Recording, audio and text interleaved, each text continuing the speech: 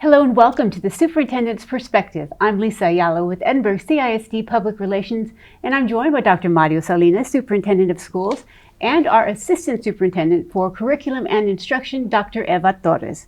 So welcome. This week we're going to be discussing rigor and increasing rigor in academic programs. So Dr. Salinas, can you start us off a little bit with that? Yeah, the first question I would have for Ms. Torres, since she's the resident expert in the area of curriculum instruction.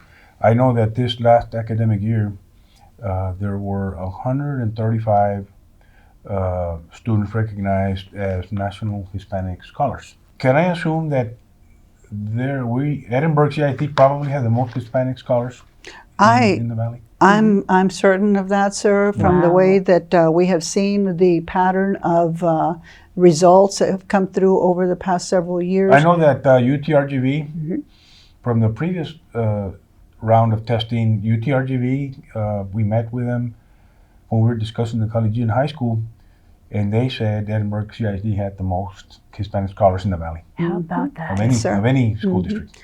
I don't doubt it, honestly. And what would you credit that to? Is it the rigor? Is it the curriculum instruction, the foundational? Right. Why? Since you were in the trenches not too long ago, why? Well, I think that it's all of the above in many ways. Definitely the rigor of the curriculum that we run on a daily basis in all of our classrooms, particularly the advanced placement classrooms, the courses that are designated as AP. But in addition to that, we have a very structured and deliberate delivery when it comes to preparing our students for the SAT and the ACT exams. That PSAT, Preliminary Scholastic Aptitude Test, we have a program designed specifically to prepare our students to do well on that test. We began actually in the sophomore year. We put them into a class designed with a curriculum to address the elements that are on the PSAT. They go through the school year with that, and then we run a summer program. Wow. During the summer, they work towards that preparation so that in October, when the PSAT is administered, October of their junior year, then they're able to take it, and they have that designed curriculum and that preparation specifically for that performance on that test. And that's available to all sophomores and then all juniors, but I guess the ones all sophomores and all juniors. Yes, ma'am. The ones that probably do a little better, I guess, or perform a little better are the ones that are prepared in some of the classes, would you say, in the AP classes and pre-AP classes that they've designed this whole time for that kind of rigorous type of work, or? It definitely does help, and we do make sure that we identify and encourage the kids that are in the AP classes that have done well during their freshman and sophomore years. However, it is open to any of our children to go ahead and enroll in those classes and get the benefit of that preparation for the PSAT. I know when I was a principal at the high school,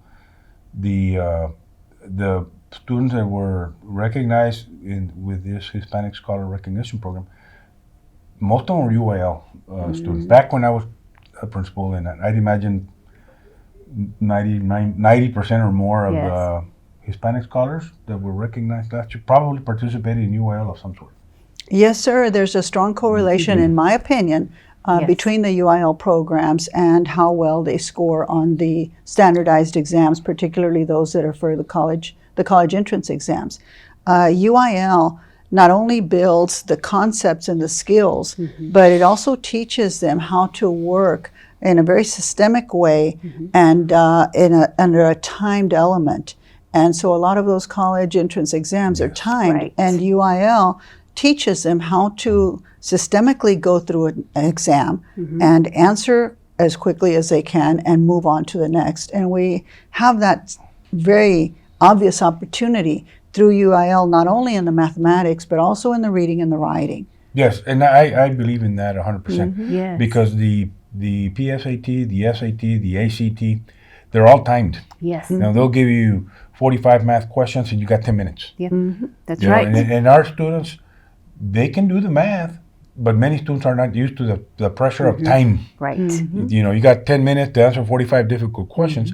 That's where they get you. And the UIL prepares them. When you go into a UIL competition, they'll give you 150 math questions. You got 10 minutes. Yes. And they get used to the time element. That's right. Absolutely. I I think it's critical because a student may know the math and be able to work it, but if they don't have the time element under under control where they're able to move through it, they'll never finish the exam or get enough questions. Yes. Aside from the time element, the other thing that I think is important is that the UIL events teach them the depth of and complexity that's in the concept itself. Right. Number sense is a great example. Yes. Exactly. A student may quickly go through and come up with an answer, but really number sense is exactly what it's named, number sense. Right. Is the answer reasonable? And as you move through that system, are you able to rationalize what particular algorithm you're going to use to arrive at an answer? Right. They need to know the concept before they're able to really move through it quickly. And to do it in UIL, you're doing it every single day. So it's day in and day out that they're participating in these UIL programs, practicing pretty much every other day. Or every other day. My son, he's in football. But today, Thursday, no football practice. I told him, don't come home early. Go to UIL. Yeah, there you go. Go practice. Once a week, go practice at UIL. Because of this time element. Exactly. Yeah. And I'll tell you the beauty of it, because I coached UIL. I coached literary criticism and ready writing and spelling. The beauty of it is the kids love it once they get into it. The kids love it because it's very structured, yet it's fun, it's engaging, it's competitive. And they've developed a fellowship that's just so strong. They work with one another, and it's a fellowship that they develop, and they team love building it. too. The other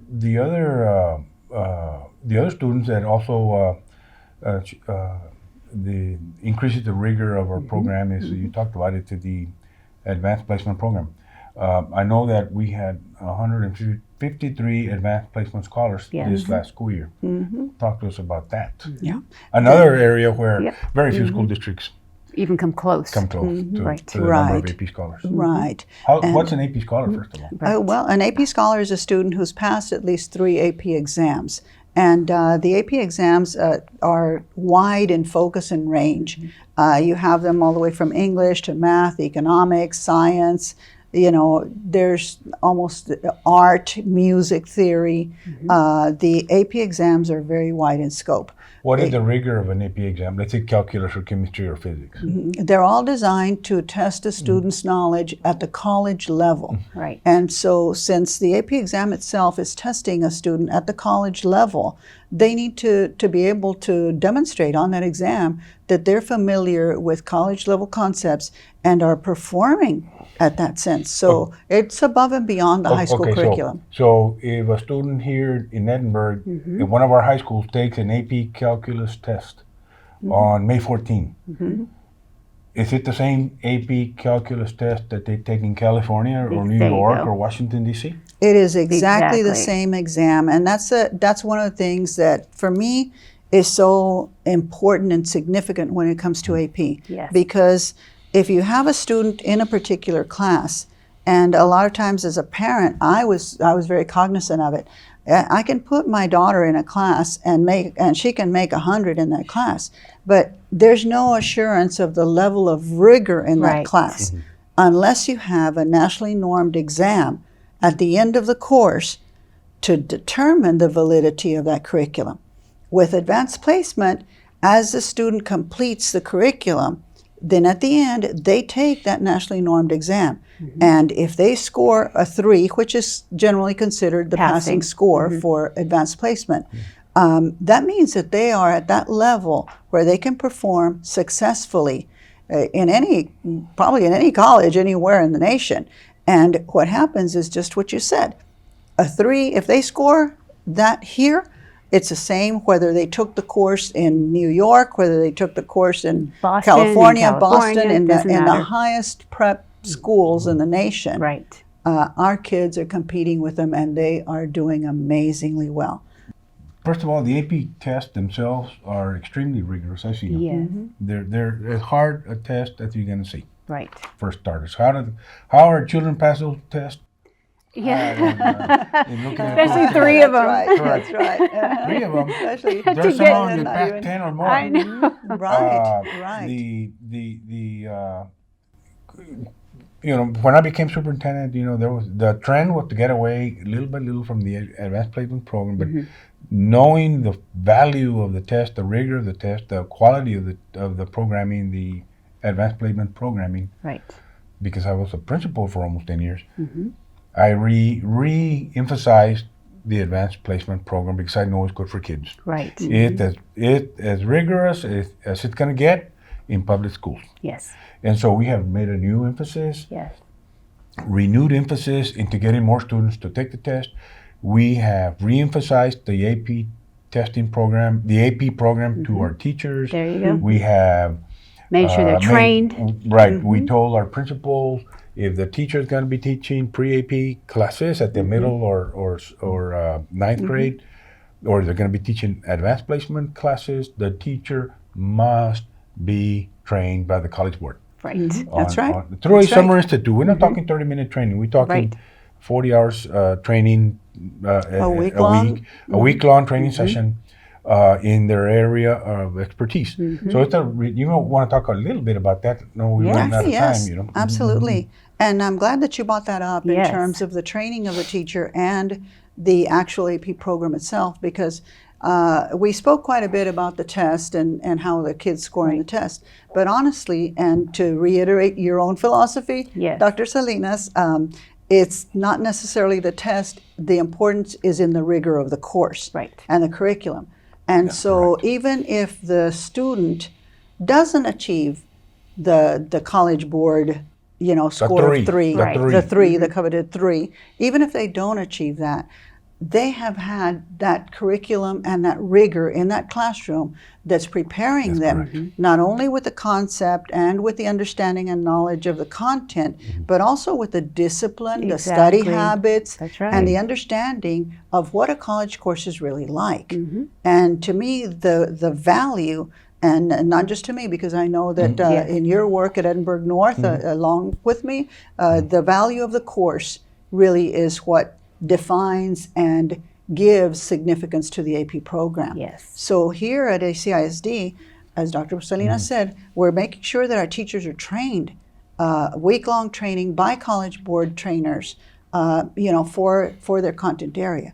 We've also purchased a new pre-AP curriculum straight from College Board. So it's a College Board curriculum that's coming in. We're using college level resources. Their textbooks are college level. But I think one of the really neat things that we do is we teach at the college level.